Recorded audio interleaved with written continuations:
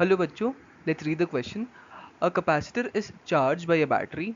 The battery is removed and another identical uncharged capacitor is connected in parallel. ठीक है. The total electrostatic energy of the resulting system will be. तो क्या जो energy होगी electrostatic energy वो क्या decrease होगी या इंक्रीज होगी या सेम ही रहेगी, हम लोग को ये निकालना है. So let us see the key concept over here. की कॉन्सेप्ट. सो जो इलेक्ट्रोस्टैटिक एनर्जी होती है हम लोग उसको यू से रिप्रेजेंट करते हैं एंड इसका फॉर्मूला होता है C V square divided by two. यहाँ पे सी क्या है? C is capacitance, C is capacitance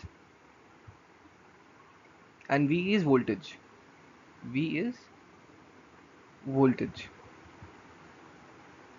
okay, so we will use this की कॉन्सेप्ट ओनली. सो यहाँ पे पहला केस में जो बोला गया है इन द फर्स्ट केस कि हम लोग के पास एक कैपेसिटर है एंड वो सिंपली एक बैटरी से अटैच्ड है.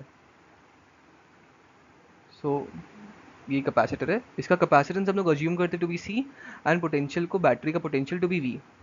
सो यहाँ से जो चार्ज आ जाएगा कैपेसिटर पे, चार्ज ऑन कैपेसिटर, ये हो जाएगा सी इंटू वी. और जो इलेक्ट्रोस्टैटिक एनर्जी होगी U1, मैं बोलता हूँ फर्स्ट केस का U1, वो हो जाएगा C V square divided by two. ठीक है. अब सेकेंड केस में क्या बोला गया है कि हम लोग बैटरी को हटा के एक नया कैपेसिटर को लगा देते हैं और नया कैपेसिटर का भी कैपेसिटेंस सी है. सो ये सी है एंड ये भी सी है, बट ये चार्ज्ड है, ये जो फर्स्ट वाला ये चार्ज्ड है और ये अनचार्ज्ड है.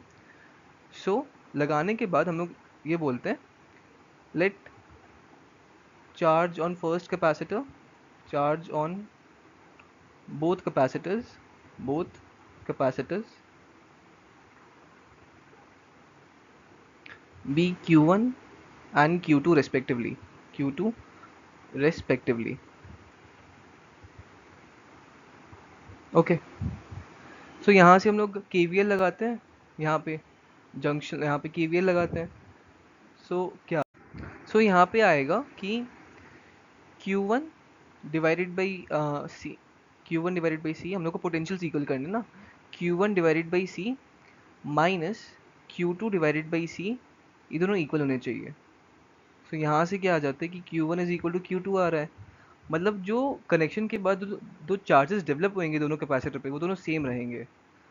अब चार्ज कंजर्वेशन से वी कैन राइट कि जो फाइनल चार्जेस अपीयर हो रहे हैं, this is the final charge, this is equal to initial charge जो पहले था कैपेसिटर पे जो कि Q था, नहीं Q नहीं था, जो कि था C into V, C V था. सो यहाँ से Q1 is equal to Q2 which comes out to be CV by 2. Okay, I hope इतना समझ आया होगा. सो हम लोग को चार्जेस मिल गए. अब यहाँ से हम लोग इलेक्ट्रोस्टैटिक एनर्जी निकाल सकते हैं. सो U1 तो इनिशियल था, यहाँ पे जो U आएगा U2, this is equal to, अब इलेक्ट्रोस्टैटिक एनर्जी का फॉर्मूला होता है C V square divided by two. This is also equal to Q square divided by two C, where Q is the charge on capacitor, Q is charge on capacitor. ठीक है, U is equal to this thing. सो हम लोग U2 लिख सकते हैं charge on both the capacitors, ये है CV by two का whole square divided by two C plus CV by two का whole square divided by two C. So इसको सॉल्व करने के बाद we get V square by CV square divided by 8 into two. So ये आ जाता है CV square divided by 4. So अगर हम लोग U1 बाई U2 का रेशियो लेंगे, U1 डिवाइडेड बाई U2, ये हो जाएगा CV square by two into CV square by 4, ये आता है 2. That is U1 is twice U2, 2 times U2. ठीक है, मतलब जो इनिशियली एनर्जी थी वो दुगनी है एज कम्पेयर टू जो फाइनल एनर्जी हो जाती है. तो इसका मतलब जो फाइनल एनर्जी है, यहाँ से हम लोग लिख सकते हैं जो फाइनल एनर्जी U2 है वो U1 बाई टू है. इसका मतलब डिक्रीज हो गई energy. So therefore energy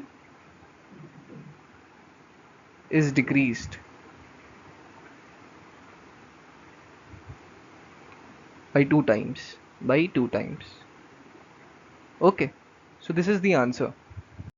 So from the options हम लोग clearly देख सकते हैं option A मैच कर रहा है, decreases by a factor of 2, and this is the correct answer. Okay, decreases by a factor of 2 units. I hope आप लोगों को solution समझ आया होगा. Thank you.